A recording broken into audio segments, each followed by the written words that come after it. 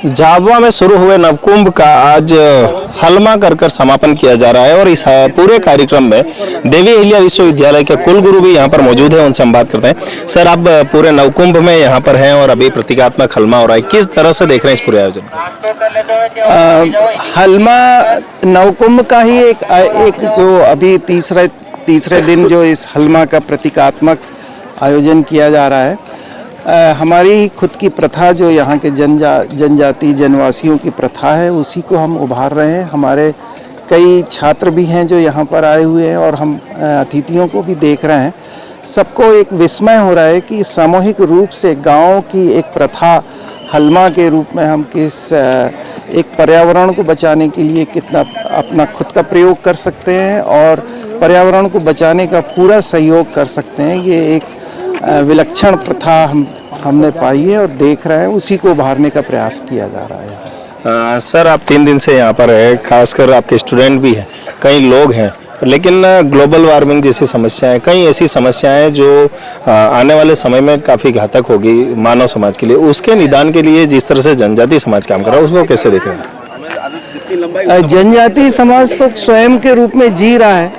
ये पर्यावरण को बचाने की जो सबसे बड़ी मुहिम है वो शहरवासियों के लिए बहुत ज़्यादा है और हम जनजातीय समाज से सीख रहे हैं। हलमा भी एक उन्हीं की प्रथा है जिससे ये पर्यावरण को सुरक्षित करने का प्रयास होता है।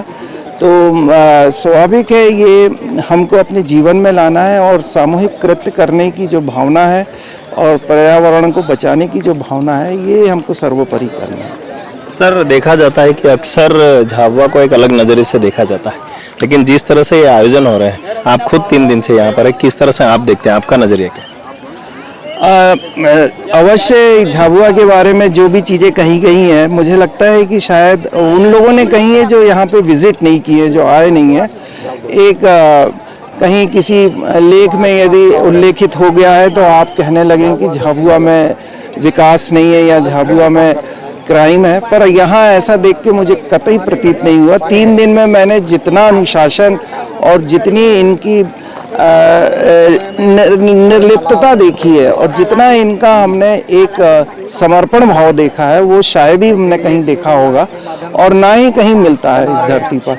तो मैंने जब इस चीज़ को पाया कि नहीं, ये एक जो कहा जाता है कि यहाँ झाबुआ पिछड़ा है या झाबुआ में क्राइम है, ये एक दुर्भावना के तहत भी कहा जा सकता है या ज्ञानता के भी तहत कहा जा सकता है, परंतु आज की स्थिति में बहुत विपरीत, बहुत ही शालीन और बहुत ही सभ्य समाज में हम अभी खड़े हुए हैं। ये मुझे जान के बड़ा गर्व हो रहा है। सर, देवी अहिल्या विश्वविद्यालय पहला ऐसा विश्वविद्यालय है जिसने जनजातीय अध्ययन शुरू किया है और इस तरह की जो परंपराएं हैं, जो आदिवासी परंपराएं हैं, जो लगातार समाज को एक मैसेज दे रही है पर्यावरण संरक्षण का। आप अगर शिक्षा की बात करें या आपके अध्ययनशाला की बात करें, किस तरह से देखते हैं कि आने वाले समय में शिक्षा के क्षेत्र में ये परंपराएं कैसे उनमें इनबिल्ट की जाए? देखिए, हलमा एक ऐसी परंपरा है जो वाकई में कहा जाए तो हमारे कई समाज में इसकी जानकारी नहीं थी।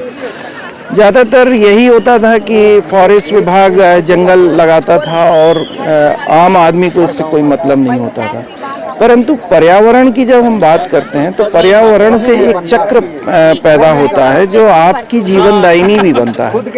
तो इस जीवन चक्र को शैली में लेके आने के लिए हमारे जो ट्राइबल डिपार्टमेंट है, हम उसमें इस यहाँ के जितनी भी प्रथाएं हैं, जनजातीय जितनी भी प्रथाएं हैं, उनका अध्ययन करके उसको हम अपने जीवन में कैसे लाएं, कैसे लागू करें, यह एक सबसे बड़ा उद्देश्य है हमारे देवी अहिल्या विश्वविद्यालय के इस ट्राइबल विभाग का। और स्वाभाविक है कि वो जब जीवन में आना चालू हो जाएगा, बूंद बूंद से घड़ा भरता है, तो हम एक बहुत बड़ी जंग जीत लेंगे, जैसा मुझे प्रतीत होता है।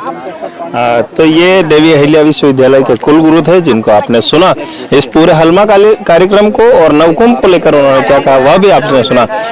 सर की जो बात है उसको लेकर आपकी राय क्या है, कमेंट्स बॉक्स में बताएं। हमारे चैनल पर नए हैं तो सब्सक्राइब करना ना भूलें।